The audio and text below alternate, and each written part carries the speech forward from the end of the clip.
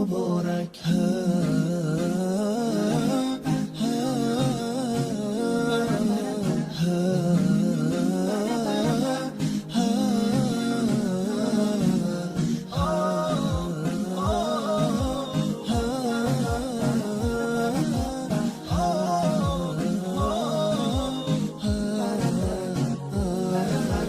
هدیه رب تبارک بر شما، عید فطر آمد مبارک بر شما.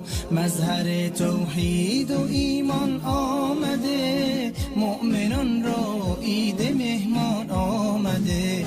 یک ندا آید برای مؤمنان، مژده بخشش ز سوی آسمان. روزداران آمده عید سعید، آن که باشد بر دل مؤمن نوید مبارک. روز ایثار است و روز تهنیت، روز تبریک است و روز تسلیت. تسلیت بر روز خاران می شود، تهنیت بر روز داران می شود. عید فطر آغاز فصل بندگی است، تا بشه فضل خدا بر زندگی است. ای که هستی طالب احسان رب، باز آ در وادی رضوان رب، باز آ در وادی رضوان رب. عید مبارک.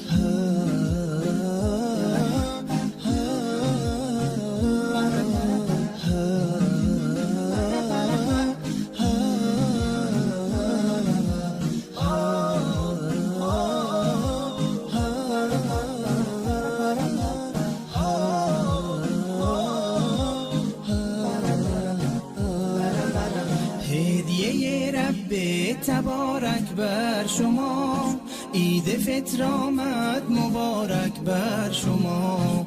مظهر توحید